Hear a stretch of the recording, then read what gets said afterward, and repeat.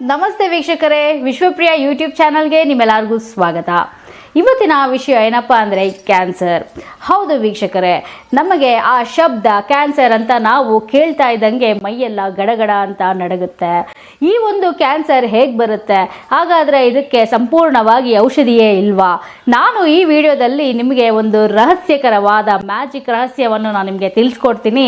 ಅದನ್ನು ನೀವು 3 ತಿಂಗಳವರೆಗೂ ಪಾಲಿಸಿದ್ದೆ ಆದರೆ ನಿಮ್ಮಲ್ಲಿ ಇರುವಂತಹ ಯಾವುದೇ ಒಂದು ಕಾಯಿಲೆ ಇರಬಹುದು, ಅದು 3 ತಿಂಗಳಲ್ಲಿ ಖಂಡಿತವಾಗಿಯೂ ಗುಣವಾಗುತ್ತೆ. 3 ತಿಂಗಳ ನಂತರ ನೀವು ಪರೀಕ್ಷೆಗೆ ಒಳಗಾದಾಗ, ಅಂದರೆ ಡಾಕ್ಟ್ರ್ ಹತ್ರ ಹೋಗಿ ಒಳಗಾದಾಗ ನಿಮಗೆ ಎಲ್ಲ ನಾರ್ಮಲ್ ಇದೆ ಅಂತ ರಿಪೋರ್ಟ್ ಖಂಡಿತ ಬರುತ್ತೆ. ಹಾಗಾದರೆ ಈ ವಿಡಿಯೋದಲ್ಲಿ ಆ ಒಂದು ರಹಸ್ಯಕರವಾದ ಒಂದು ವಿಷಯವನ್ನು ತಿಳಿಯೋಣ. ಈ ವಿಡಿಯೋವನ್ನು ಎಲ್ಲೂ ಸ್ಕಿಪ್ ಮಾಡಬೇಡಿ. ಮಾಡಿದರೆ ನಿಮಗೆ ಆ ಒಂದು ಅದ್ಭುತವಾದ ವಿಷಯವು ನೀವು ಮಿಸ್ ಮಾಡ್ಕೊತೀರಾ. ಹಾಗೆ ನಿಮ್ಮ ಎಲ್ಲರ ಅಚ್ಚುಮೆಚ್ಚಿನ ನಿರೂಪಕಿಯಾದ ಅಪರ್ಣಾ ಅವರನ್ನು ನೆನೆಯುತ್ತಾ, ಅಂತಹವರನ್ನು ಈ ಒಂದು ಕಾಯಿಲೆ ತಿಂದು ಹಾಕಿರುವುದನ್ನು ನಾವು ನೋಡಿದಾಗ ತುಂಬಾ ದುಃಖವಾಗುತ್ತೆ. ಇಷ್ಟು ಚಿಕ್ಕ ವಯಸ್ಸಿನಲ್ಲಿ ಅಷ್ಟೊಂದು ನೋವನ್ನು ಅನುಭವಿಸಿ ಹೋಗಿದ್ದಾರೆ. ಅವರ ಆತ್ಮಕ್ಕೆ ಶಾಂತಿ ಸಿಗಲಿ ಅಂತ ನಾವೆಲ್ಲರೂ ಕೋರುತ್ತಾ ಈ ಒಂದು ವಿಡಿಯೋವನ್ನು ಶುರು ಮಾಡ್ತೀನಿ. ಈ ಕ್ಯಾನ್ಸರ್ ಅನ್ನೋದು ಯಾವ ರೀತಿ ಬರುತ್ತೆ ನಮಗೆ ಅಂದರೆ ವೀಕ್ಷಕರೇ, ತೀರಾ ಸೋಂಬೇರಿಯರಾಗಿ ಯಾವುದೇ ಒಂದು ಕೆಲಸವಿಲ್ಲದೆ, ಚಟುವಟಿಕೆ ಇಲ್ಲದೆ ಕೂತಿದ್ದ ಕಡೆಯೇ ಕೂತಿದ್ದಲ್ಲಿ ಕೆಲಸ ಮಾಡುತ್ತಾ ನಮ್ಮ ದೇಹದ ಚಟುವಟಿಕೆ ಕಮ್ಮಿ ಆದಾಗ ಬರುತ್ತೆ ಅಂತ ಒಂದು ಪಕ್ಷದಲ್ಲಿ ಹೇಳಬಹುದು. ಇನ್ನೊಂದು ಪಕ್ಷದಲ್ಲಿ ಹೇಳಬೇಕಾದರೆ ನಮ್ಮ ಸುತ್ತಮುತ್ತಲಿನ ಪ್ರದೇಶವನ್ನು ಸ್ವಚ್ಛವಾಗಿ ಇಟ್ಟುಕೊಳ್ಳಬೇಕು, ಎಲ್ಲಿಯೂ ನೀರು ನಿಂತಂಗೆ ನೋಡಿಕೊಳ್ಳಬೇಕು. ಅದರಿಂದಲೂ ಸಹ ನಮಗೆ ಕ್ಯಾನ್ಸರ್ ಅನ್ನು ಬರುತ್ತೆ ಅಂತ ನಮಗೆ ವೈದ್ಯಕೀಯ ಒಂದು ರಿಸರ್ಚಲ್ಲಿ ಏನು ಹೇಳ್ತಾರೆ ಅದರಲ್ಲಿ ನಮಗೆ ಇದನ್ನು ತಿಳಿಸಿದ್ದಾರೆ. ಅದು ಅಲ್ಲದೆ 3ನೇ ಪಕ್ಷವನ್ನು ನಾವು ನೋಡುವುದಾದರೆ, ನಾವು ಹೆಚ್ಚಾಗಿ ಹೊರಗಿನ ಊಟವನ್ನು ಮಾಡುತ್ತಾ, ಹೋಟೆಲ್ಗಳಲ್ಲಿ ಊಟವನ್ನು ಮಾಡುತ್ತಾ, ಹಾಗೆ ಹೋಟೆಲ್ಗಳಲ್ಲಿ ಬಳಸುವಂತಹ ಫುಡ್ ಕಲರ್ಗಳಿಂದ ಕೂಡ ಕ್ಯಾನ್ಸರ್ ಬರುತ್ತೆ. ಹಾಗೆ ಅವರು ಬಳಸುವಂತಹ ಎಣ್ಣೆಯಿಂದ, ಅಂದರೆ ಆ ಎಣ್ಣೆಯು ಸೇವಿಸುವಂತೆ ಇರುವುದಿಲ್ಲ, ಆದರೂ ಸಹ ಆ ಎಣ್ಣೆಯನ್ನು ಬಳಸ್ತಾ ಇದ್ದಾರೆ. ಅಂತಹ ಎಣ್ಣೆ ಸೇವಿಸುವುದರಿಂದ ಸಹ ನಮಗೆ ಈ ಕ್ಯಾನ್ಸರನ್ನು ಬರುತ್ತೆ ಅಂತ ಹೇಳ್ತಾರೆ. ಹಾಗಾದರೆ ಯಾವ್ದಾದ್ರು ವ್ಯಕ್ತಿಗೆ ಕ್ಯಾನ್ಸರ್ ಬಂದ ಮೇಲೆ ಅವರು ಚಿಕಿತ್ಸೆಗೆ ಒಳಗಾದ ನಂತರ ಇಲ್ಲಿ ನೀವು ಒಂದು ಗಮನಿಸಬೇಕು, ಕ್ಯಾನ್ಸರಿಂದ 10% ನಾವು ಸತ್ತರೆ ವೈದ್ಯಕೀಯ ಕ್ಷೇತ್ರದಲ್ಲಿ ನಮಗೆ ಕೊಡುವಂತಹ ಆ ಚಿಕಿತ್ಸೆ ಏನಿದೆ, ಕೀಮೋಥೆರಪಿ ಅನ್ನುವಂಥ ಚಿಕಿತ್ಸೆಯಿಂದ ನಾವು 90% ಸಾಯ್ತೀವಿ ವೀಕ್ಷಕರೇ. ಹೌದು, ನೀವು ಕೇಳ್ತಾ ಇರೋದು ನಿಜ. ಆ ಕೀಮೋಥೆರಪಿ ಬೆಳೀತಾ ಇರುವಂತಹ ಕ್ಯಾನ್ಸರನ್ನು ಸಾಯಿಸುವುದಲ್ಲದೆ ನಮ್ಮ ಬಿಳಿ ರಕ್ತ ಕಣಗಳನ್ನು ಸಹ ಸಾಯಿಸುತ್ತವೆ. ಬಿಳಿ ರಕ್ತ ಕಣಗಳು ನಮಗೆ ಸೈನಿಕರಂತೆ ನಮ್ಮ ದೇಹದಲ್ಲಿ ರಕ್ಷಿಸುತ್ತಿರುತ್ತದೆ. ನಮ್ಮ ದೇಶಕ್ಕೆ ಯಾವ ರೀತಿ ಸೈನಿಕರು ರಕ್ಷಣೆಯಾಗಿ ಇದ್ದಾರೋ ಅದೇ ರೀತಿ ಬಿಳಿ ರಕ್ತ ಕಣಗಳು ಸಹ ನಮ್ಮ ದೇಹದಲ್ಲಿ ನಮಗೆ ರಕ್ಷಣೆಯಾಗಿ ಇರುತ್ತೆ. ಅವೇ ಸತ್ತು ಹೋದ ಮೇಲೆ ಬರೋ ಎಲ್ಲ ಕ್ರಿಮಿ ಕೀಟಗಳು ನಮ್ಮ ಒಳಗಡೆ ಸೇರಿಕೊಂಡು ಆದಷ್ಟು ಬೇಗ ಸಾಯ್ತೀವಿ ವೀಕ್ಷಕರೇ. ಹಾಗಾಗಿ ಕೀಮೋಥೆರಪಿ ಮಾಡಿಸ್ಕೊಳ್ಳೇಬಾರ್ದಾ ಅಂತ ನಾನು ಹೇಳೋದಿಲ್ಲ, ಆದರೆ ಅದನ್ನು ಮಾಡಿಸ್ಕೊಳ್ಳೋದ್ರಿಂದ 90% ಬೇಗ ಸಾಯ್ತೀವಿ. ಕ್ಯಾನ್ಸರಿಂದ 10% ಸತ್ತರೆ 90% ಕೀಮೋಥೆರಪಿಯಿಂದ ನಾವು ಸಾಯ್ತೀವಿ. ಇನ್ನೊಂದು ವಿಷಯ ವೀಕ್ಷಕರೇ, ಈ ಒಂದು ಕ್ಯಾನ್ಸರನ್ನು ನಾವು ಸಾಕಷ್ಟು ಆರ್ಟಿಕಲ್ಸಲ್ಲಿ ಓದಿದ್ದೀನಿ. ಸಾಕಷ್ಟು ಆರ್ಟಿಕಲ್ಸಲ್ಲಿ ಒಂದೊಂದು ಥರ ನಮಗೆ ವಿವರಣೆ ಕೊಟ್ಟಿದ್ದಾರೆ. ಇದು ಒಂದು ಕಾಯಿಲೆನೇ ಅಲ್ಲ, ವಿಟಮಿನ್ ಡಿ ಡಿಫಿಷಿಯನ್ಸಿ ಅಥವಾ ವಿಟಮಿನ್ B17 ಡಿಫಿಷಿಯನ್ಸಿಯಿಂದ ಬರುವಂತಹ ಕಾಯಿಲೆ ಅಂತ ನಮಗೆ ತಿಳಿಸಿದ್ದಾರೆ. ಹಾಗಾದರೆ ವೈದ್ಯಕೀಯ ಕ್ಷೇತ್ರದಲ್ಲಿ ಇದು ಒಂದು ದಂಧೆ ಅಂತಲೇ ಹೇಳಬಹುದು. ಸಾವಿರಾರು ವರ್ಷಗಳ ಹಿಂದೆ ಇದೇ ರೀತಿಯಾದ ಸ್ಕರ್ವೆ ಅಂತ ಒಂದು ಕಾಯಿಲೆ ಪತ್ತೆಯಾಗಿತ್ತು. ಇದರಿಂದ ಸಹ ಸಾಕಷ್ಟು ಜನ ಸಾಯುತ್ತಿದ್ದರು. ಇದು ಮಾರಣಾಂತಕ ಕಾಯಿಲೆ ಅಂತ ಎಲ್ಲರೂ ಪರಿಗಣಿಸಿಬಿಟ್ಟಿದ್ರು. ಆಮೇಲೆ ತಿಳಿದಿದ್ದು ಏನು ಅಂದರೆ ಅದು ವಿಟಮಿನ್ ಸಿ ಡಿಫಿಷಿಯನ್ಸಿಯಿಂದ ಬರುವಂತಹ ಕಾಯಿಲೆ ಸ್ಕರ್ವೆ ಅಂತ ನಮಗೆ ಆಮೇಲೆ ಗೊತ್ತಾಗಿದ್ದು. ಅದೇ ರೀತಿಯಾಗಿ ಇವಾಗಿನ ಕಾಲದಲ್ಲೂ ಸಹ ಇನ್ನು ಈ ವೈದ್ಯಕೀಯ ಕ್ಷೇತ್ರ ಅಷ್ಟು ಮುಂದುವರೆದಿದ್ದರೂ ನಮಗೆ ಕ್ಯಾನ್ಸರಿನ ಕಾಯಿಲೆಗೆ ಪೂರ್ತಿಯಾದ ಔಷಧಿ ಇನ್ನೂ ಯಾಕೆ ನಮ್ಮ ವೈದ್ಯರು ಕಂಡು ಹಿಡಿದಿಲ್ಲ? ಇದು ಒಂದು ಆಶ್ಚರ್ಯಕರವಾದ ಸಂಗತಿ ವೀಕ್ಷಕರೇ. ಹಾಗಾದರೆ ವೈದ್ಯರು ಆ ಕ್ಯಾನ್ಸರನ್ನು ಗುಣಪಡಿಸುವಂತಹ ಔಷಧಿ ಇದ್ದರೂ ಸಹ ನಮಗೆ ತಿಳಿಸುತ್ತಿಲ್ಲವಾ? ಇವೆಲ್ಲವೂ ಒಂದು ಗೊಂದಲದ ವಿಷಯವಾಗಿದೆ. ಏನಂತೀರಾ ವೀಕ್ಷಕರೇ? ನಿಮ್ಮ ಅನಿಸಿಕೆಯನ್ನು ನಮ್ಮ ಕಮೆಂಟ್ ಬಾಕ್ಸಲ್ಲಿ ತಿಳಿಸಿ. ಹಾಗಾದರೆ ಇದು ವಿಟಮಿನ್ ಡಿ ಅಂದರೆ ನಿಮಗೆ ಎಲ್ಲರಿಗೂ ತಿಳಿದೇ ಇದೆ. ವಿಟಮಿನ್ ಡಿ ನಮಗೆ ಯಾವುದರಿಂದ ಸಿಗುತ್ತೆ ಅಂತ. ಹಾಗಾದರೆ ವಿಟಮಿನ್ B17 ಯಾವುದರಿಂದ ಸಿಗುತ್ತೆ ಅಂದರೆ ಫ್ಲ್ಯಾಕ್ಸ್ ಸೀಡ್ಸ್, ಪಂಪ್ಕಿನ್ ಸೀಡ್ಸ್, ಹಾಗೆ ನಾವು ಡ್ರೈ ಫ್ರೂಟ್ಸ್ ಅಂತ ಏನು ಹೇಳ್ತೀವಿ, ನಟ್ಸ್, ಇವುಗಳಿಂದ ನಮಗೆ ವಿಟಮಿನ್ B17 ಸಿಗುತ್ತೆ. ನಮಗೆ ದೇಹಕ್ಕೆ ಅವಶ್ಯಕವಾಗಿ ಬೇಕಾಗಿರುವಂತಹ B17 ಈ ಒಂದು ಬೀಜಗಳಲ್ಲಿ ನಮಗೆ ಅವಶ್ಯಕವಾಗಿ ಸಿಗುತ್ತೆ. ನಾವು ಈ ಕಾಯಿಲೆಯನ್ನು ತಡೆಗಟ್ಟಬೇಕು ಅಂದರೆ ಮೊದಲು ನಾವು ಸ್ವಚ್ಛವಾಗಿ ಇರಬೇಕು. ನಮ್ಮ ಸುತ್ತಮುತ್ತಲಿನ ಪ್ರದೇಶವನ್ನು ಸ್ವಚ್ಛವಾಗಿ ಇಟ್ಟುಕೊಳ್ಳಬೇಕು ವೀಕ್ಷಕರೇ. ಅಷ್ಟೇ ಅಲ್ಲದೆ ನಾವು ಬಳಸುವ ಆಹಾರ ಕೂಡ ಸ್ವಚ್ಛವಾಗಿ ತಯಾರಾಗಬೇಕಾಗಿದೆ. ನಾವು ಬಳಸುವ ಎಣ್ಣೆ ರಿಫೈನ್ಡ್ ಎಣ್ಣೆ ಅಲ್ಲದೆ ಗಾಣದ ಎಣ್ಣೆಯನ್ನು ಆದಷ್ಟು ಬಳಸಿದರೆ ಉತ್ತಮ. ಅದೇ ರೀತಿಯಾಗಿ ನಾವು ಈಗಿನ ಬ್ಯುಸಿ ಸ್ಕೆಡ್ಯೂಲ್ಗಳಲ್ಲಿ ಕೂತೆ ಕೆಲಸ ಹೆಚ್ಚಾಗಿ ನಾವು ಮಾಡುವುದರಿಂದ ನಿರ್ದಿಷ್ಟ ಒಂದು ಸಮಯವನ್ನು ವ್ಯಾಯಾಮಕ್ಕೆ ಅಂತ ನಾವು ಇಟ್ಟುಕೊಳ್ಳಬೇಕು. ನಾವು ಬಹಿರಂಗ ಶುದ್ಧಿಯನ್ನು ಮಾಡ್ತಾ ಹಾಗೆ ಅಂತರಂಗ ಶುದ್ಧಿಯನ್ನು ನಾವು ಮಾಡ್ಕೊತಾ ಹೋದರೆ ಅಂದರೆ ಪ್ರಾಣಾಯಾಮ, ಮೆಡಿಟೇಷನ್ ಈ ರೀತಿಯಾಗಿ ನಾವು ಮಾಡ್ಕೊತಾ ಹೋದರೆ ಆದಷ್ಟು ನಾವು ಕಾಯಿಲೆಗಳನ್ನು ತಡೆಗಟ್ಟಬಹುದು. ಹಾಗಾದರೆ ವೀಕ್ಷಕರೇ, ನಮಗೆ ವೈದ್ಯರು ಯಾವ ರೀತಿ ಇರಬೇಕು? ವೈದ್ಯರು ಅಂದರೆ ಯಾರು? ವೈದ್ಯರು ಅಂದರೆ ವೈದ್ಯೋ ನಾರಾಯಣೋ ಹರಿ, ಈ ರೀತಿಯಾಗಿ ಇರಬೇಕು. ಅವರ ಹತ್ರ ಹೋದರೆ ನಮ್ಮ ಕಾಯಿಲೆ ಗುಣವಾಗಬೇಕು.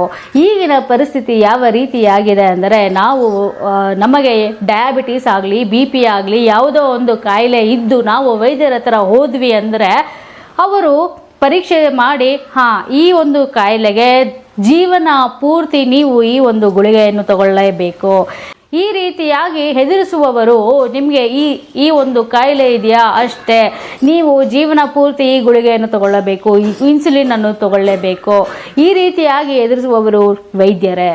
ನಾವು ಯಾವುದೇ ಒಂದು ಕಾಯಿಲೆ ಇದ್ದು ಹೊಟ್ಟೆ ನೋವು ಅಂತ ಹೋದರೂ ಸಹ ವೈದ್ಯರ ಹತ್ರ ಅವರು ನಮಗೆ ಹೊಟ್ಟೆ ನೋವನ್ನು ಪರೀಕ್ಷಿಸುವ ಮುಂಚೆನೇ ಬ್ಲಡ್ ಟೆಸ್ಟ್ ಮಾಡ್ಕೊಂಡು ಬನ್ನಿ, ಸ್ಕ್ಯಾನಿಂಗ್ ಮಾಡ್ಕೊಂಡು ಬನ್ನಿ, ಎಂಡೋಸ್ಕೋಪ್ ಮಾಡ್ಕೊಂಡು ಬನ್ನಿ, ಅದಾದ ನಂತರ ನಾನು ಪರೀಕ್ಷೆ ಮಾಡಿ ಹೇಳ್ತೀನಿ ಅಂತ ಹೇಳ್ತಾರೆ. ಆ ಪರೀಕ್ಷೆಯು ಬಂದ ಮೇಲೆ ಎಲ್ಲವೂ ನಾರ್ಮಲ್ ಇದೆ, ಭಯಪಡುವ ಅವಶ್ಯಕತೆ ಇಲ್ಲ ಅಂತ ಹೇಳ್ತಾರೆ. ಹಾಗಾದರೆ ಮುಂಚೆನೆ ವೈದ್ಯರಿಗೆ ತಿಳಿಯಲ್ವಾ ನಾವು ಅಸ್ವಸ್ಥರ ಯಾವ ರೀತಿಯ ಹೊಟ್ಟೆ ನೋವು ಅಂತ ಅವರಿಗೆ ತಿಳಿಯೋದಿಲ್ವಾ? ಹಾಗಾದರೆ ವೈದ್ಯರು ಯಾವ ರೀತಿಯಾಗಿ ಇರಬೇಕು ಅಂದರೆ ನಾವು ನಮ್ಮ ಕಾಯಿಲೆಯನ್ನು ಅವರ ಹತ್ರ ಹೇಳ್ಕೊಂಡಾಗ ಅವರು ನಮಗೆ ಎಜುಕೇಟ್ ಮಾಡಬೇಕು. ಯಾವ ರೀತಿ ಅಂದರೆ ನಮ್ಮ ಕಾಯಿಲೆಯನ್ನು ಯಾವ ರೀತಿ ಗುಣ ಮಾಡಿಕೊಳ್ಬೇಕು, ಮತ್ತು ಆ ಕಾಯಿಲೆ ಬರದ ಹಾಗೆ ಯಾವ ರೀತಿ ತಡೆಗಟ್ಟಬೇಕು. ಹಾಗಾಗಿ ವೈದ್ಯರು ಆ ಒಂದು ಕಾಯಿಲೆಯನ್ನು ಮತ್ತೆ ಬರದಂತೆ ಯಾವ ರೀತಿ ನಾವು ನಮ್ಮ ಜೀವನ ಶೈಲಿಯನ್ನು ಅಳವಡಿಸಿಕೊಳ್ಳಬೇಕು ಅಂತ ಜ್ಞಾನವನ್ನು ಕೊಡುವವರೇ ವೈದ್ಯರು ಅಂತ ನಾನು ಹೇಳಕ್ಕೆ ಇಷ್ಟಪಡ್ತೀನಿ ವೀಕ್ಷಕರೇ. ಓಕೆ ವೀಕ್ಷಕರೇ, ಇಷ್ಟೊತ್ತು ನಾವು ಸಾಕಷ್ಟು ವಿಚಾರಗಳನ್ನು ಮಾತಾಡಿದ್ದೀವಿ. ಇವಾಗ ನಿಮಗೆ ಆ ಒಂದು ಮ್ಯಾಜಿಕ್ ರಹಸ್ಯವನ್ನು ನಾನು ನಿಮಗೆ ತಿಳಿಸುವ ಸಮಯ. ನೀವು ಸ್ವಚ್ಛವಾಗಿ ಇರುವುದರ ಜೊತೆಯಲ್ಲಿ ಈ ಒಂದು ಮ್ಯಾಜಿಕ್ ರಹಸ್ಯವನ್ನು ನೀವು ಪಾಲಿಸಿದ್ದೆ ಆದರೆ ನಿಮಗೆ ಯಾವ ರೋಗವೂ ಬರಲ್ಲ ವೀಕ್ಷಕರೇ. ಆ ರಹಸ್ಯವನ್ನು ನಿಮಗೆ ತಿಳಿಸುವ ಮುಂಚೆ ನಿಮಗೆ ಒಂದು ಕಥೆಯನ್ನು ಹೇಳಿ ಆ ರಹಸ್ಯವನ್ನು ತಿಳಿಸ್ತೀನಿ. ಇಬ್ಬರು ಗಂಡ ಹೆಂಡತಿ ವಾಸಿಸ್ತಾ ಇರ್ತಾರೆ ಇಂಡಿಯಾದಲ್ಲಿ. ಆ ಗಂಡ ಹೆಂಡತಿಯ ಮಗಳು ಅಮೇರಿಕದಲ್ಲಿ ವಾಸ ಮಾಡ್ತಾ ಇರ್ತಾರೆ. ವಾಸ ಮಾಡಬೇಕಾಗಿರೋ ಸಮಯದಲ್ಲಿ ಚಿಕ್ಕ ವಯಸ್ಸಿನಲ್ಲೇ ಕ್ಯಾನ್ಸರಿಂದ ಬಳಲ್ತಾ ಇರ್ತಾರೆ ಆ ಹೆಣ್ಣು ಮಗಳು. ಕೆಲಸ ಮಾಡುತ್ತಾ ಅಪ್ಪ ಅಮ್ಮಗೆ ಯಾವ ರೀತಿ ತಿಳಿಸ್ಬೇಕು ಅಂತ ತಿಳಿಯದೆ 4th ಸ್ಟೇಜಲ್ಲಿ ಅವರ ಅಪ್ಪ ಅಮ್ಮಗೆ ಈ ರೀತಿಯಾಗಿ ಕ್ಯಾನ್ಸರಿಂದ ಬಳಲ್ತಾ ಇರುವ ವಿಷಯವನ್ನು ತಿಳಿಸಿದಾಗ ತುಂಬ ನೋವನ್ನು ಅನುಭವಿಸಿ ಏನು ಮಾಡಬೇಕು ಅಂತ ತಿಳಿಯೋದಿಲ್ಲ. ನಿಮಗೆ 4-5 ತಿಂಗಳು ಟೈಮ್ ಅಷ್ಟೇ ಇರೋದು ಅಂತ ಅವರು ಹೇಳ್ತಾರೆ ಅಮೇರಿಕಾದಲ್ಲಿ. ಆಗ ಇಲ್ಲಿ ತಂದೆ ತಾಯಿಗಳು ಏನು ಮಾಡಬೇಕು ಅಂತ ತಿಳಿಯದೆ ಆ ಮ್ಯಾಜಿಕ್ ರಹಸ್ಯ ಏನಿದೆ ಅದು ಅವರ ಕೈಗೆ ಸಿಗುತ್ತೆ. ಹೀಗೆ ಆ ತಂದೆ ತಾಯಿಯವರು ಪಕ್ಕದ ಮನೆಗೆ ಹೋಗಿರಬೇಕಾದ್ರೆ ಆ ಒಂದು ಮ್ಯಾಜಿಕ್ ರಹಸ್ಯವನ್ನು ಅವರು ಪ್ಲೇ ಮಾಡಿ ಇದೇ ರೀತಿಯಾಗಿ ಗುರುಗಳು ಹೇಳುವುದನ್ನು ಕೇಳಿಸಿಕೊಳ್ಳುತ್ತಾ ಅಲ್ಲಿ ಕೇಳಿಸ್ಕೊಳ್ತಾರೆ. ಕೇಳಿಸಿಕೊಂಡು ನಿಜವಾಗ್ಲೂ ಇವೆಲ್ಲ ಸಾಧ್ಯನಾ ಅಂತ ಅವರು ಅನ್ಕೊತಾರೆ. ಅವಾಗ ಆ ಪಕ್ಕದ ಮನೆಯವರು ಈ ಸಿಡಿಯನ್ನು ನೀವು ತಗೊಂಡು ಹೋಗಿ ಮನೆಯಲ್ಲೂ ಕೇಳಿ ನೀವು ಕೂಡ ಹೇಳ್ಕೊಳ್ಳಿ, ನಿಮಗೆ ಖಂಡಿತವಾಗಿಯೂ ಅದು ವರ್ಕ್ ಆಗುತ್ತೆ ಅಂತ ಹೇಳ್ತಾರೆ. ಆಗ ಅವರು ಪ್ರಯತ್ನವನ್ನು ಪಡೋಣ, ಇನ್ನು 5 ತಿಂಗಳಲ್ಲಿ ನಮ್ಮ ಮಗಳನ್ನು ನಾವು ಕಳ್ಕೊಂತೀವಿ, ಅಷ್ಟರಲ್ಲಿ ನಾವು ಇದನ್ನು ಯಾಕೆ ಮಾಡಬಾರದು ಅಂತ ಹೇಳಿ ಆ ಮ್ಯಾಜಿಕ್ ರಹಸ್ಯವನ್ನು ಮನೆಗೆ ತಗೊಂಡು ಬಂದು ಅದೇ ರೀತಿಯಾಗಿ ಅವರು ಸಹ 3 ತಿಂಗಳ ಕಾಲ ಅದನ್ನು ಪಾಲಿಸ್ತಾರೆ. ಅದನ್ನು ಪಾಲಿಸಿದ ನಂತರ 3 ತಿಂಗಳ ಮುಂಚೆಯೇ ಅವರ ಮಗಳು ಅವರಿಗೆ ಕಾಲ್ ಮಾಡಿ ಹೇಳ್ತಾರೆ, ನನಗೆ ಈಗ ತಾನೇ ರಿಪೋರ್ಟ್ ಬಂದಿದೆ, ನನ್ನ ಕ್ಯಾನ್ಸರ್ ಗುಣವಾಗಿದೆ. ಅವರಿಗೆ ಎಲ್ಲಿಲ್ಲದ ಆನಂದದ ಬಾಷ್ಪ ಅವರ ಕಣ್ಣಲ್ಲಿ ಸುರಿದು ಹೋಗುತ್ತೆ. ವೀಕ್ಷಕರೇ, ನೋಡಿ, ಈ ಕಥೆಯನ್ನು ನೀವು ಕೇಳಿದಾಗ ಏನಿರ್ಬೋದು ಆ ಒಂದು ಮ್ಯಾಜಿಕ್ ರಹಸ್ಯ ಅಂದರೆ ವೀಕ್ಷಕರೇ, ನೋಡಿ, ಅವರಿಗೆ ಆ ಸಮಯದಲ್ಲಿ ದೇವರೇ ಅವರಿಗೆ ಜ್ಞಾನ ಕೊಟ್ಟು ಪಕ್ಕದ ಮನೆಗೆ ಹೋಗಿ ಅದು ಅವ್ರಿಗೆ ಕೈಗೆ ಸಿಗೋ ಥರ ಆಗಿರೋದು. ಅದೇ ರೀತಿಯಾಗಿ ಈ ವಿಡಿಯೋ ಸಹ ನೀವು ನೋಡ್ತಾ ಇದ್ದೀರಾ ಅಂದರೆ ದೇವರ ಒಂದು ಡಿವೈನ್ ಪ್ಲ್ಯಾನ್ ಅಂತ ನಾವು ಏನು ಹೇಳ್ತೀವಿ, ಆ ಡಿವೈನ್ ಪ್ಲ್ಯಾನಿಂದನೇ ನಿಮಗೆ ಈ ವಿಡಿಯೋ ನೀವು ಕೇಳ್ತಾ ಇದ್ದೀರಾ. ಇದನ್ನು ನೀವು ಪಾಲಿಸಿದ್ದೆ ಆದರೆ ಯಾವ ರೋಗಗಳು ನಿಮಗೆ ಬರಲ್ಲ.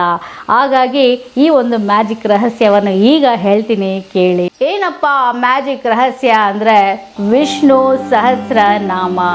ಹೌದು ವೀಕ್ಷಕರೇ, ನೀವು ಕೇಳ್ತಾ ಇರೋದು ನಿಜ.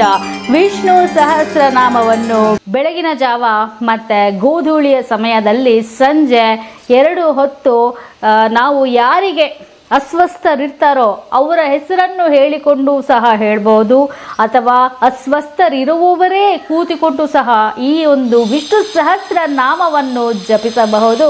3 ತಿಂಗಳ ಕಾಲ ಈ ಒಂದು ವಿಷ್ಣು ಸಹಸ್ರ ನಾಮವನ್ನು ನೀವು ಪಠನೆ ಮಾಡಿದ್ದೆ ಆದರೆ ನಿಮ್ಮ ಕಾಯಿಲೆಗಳು ಮಾಯವಾಗಿ ಗುಣವಾಗಿ ಸ್ವಸ್ಥರಾಗಿ ಬಿಡ್ತೀರಾ. ವಿಶ್ವಂ ವಿಷ್ಣುರ್ವಷಟ್ಕಾರೋ ಭೂತ ಭವ್ಯ ಭವತ್ ಪ್ರಭು ಭೂತಕೃದ್ಭೂತ ಬೃದ್ಭಾವೋ ಭೂತಾತ್ಮ ಭೂತ ಭಾವನಃ. ವಿಷ್ಣು ಸಹಸ್ರನಾಮವನ್ನು ನೀವೆಲ್ಲರೂ ಹೇಳ್ಕೊಳ್ಳಿ ಅಂತ ಹೇಳ್ತಾ ಈ ಒಂದು ರಹಸ್ಯವನ್ನು ನಿಮ್ಮೆಲ್ಲರಿಗೂ ತಿಳಿಸಿದ್ದಾಯಿತು. ಇನ್ನು ಮೇಲೆ ನೀವು ಈ ಒಂದು ರಹಸ್ಯವನ್ನು ಇನ್ನೂ ಎಲ್ಲರಿಗೂ ತಿಳಿಸಿ, ಎಲ್ಲರೂ ಹೇಳ್ಕೊಳ್ಳಿ, ರೋಗ ಮುಕ್ತರಾಗಿ ಅಂತ ಹೇಳ್ತಾ ಈ ಒಂದು ವಿಡಿಯೋವನ್ನು ಮುಗಿಸ್ತಾ ಇದ್ದೀನಿ. ಇದನ್ನು ಸಾಕಷ್ಟು ಗುರುಗಳು ತಿಳಿಸಿರುವುದನ್ನೇ ನಾನು ನಿಮಗೆ ತಿಳಿಸಿರುವುದು. ವೀಕ್ಷಕರೇ, ಎಲ್ಲರೂ ಇದನ್ನು ಪಾಲಿಸ್ತೀರಾ? ಹಾಗೆ ನಿಮ್ಮಲ್ಲಿ ಆಗಿರುವಂತಹ ಒಂದು ಅನುಭವವನ್ನು ನಮ್ಮ ಕಮೆಂಟಲ್ಲಿ ತಿಳಿಸಿ ಅಂತ ಹೇಳ್ತಾ ಸಿಗೋಣ ಮುಂದಿನ ವಿಡಿಯೋದಲ್ಲಿ. ಅಲ್ಲಿವರೆಗೂ ನಮಸ್ಕಾರ.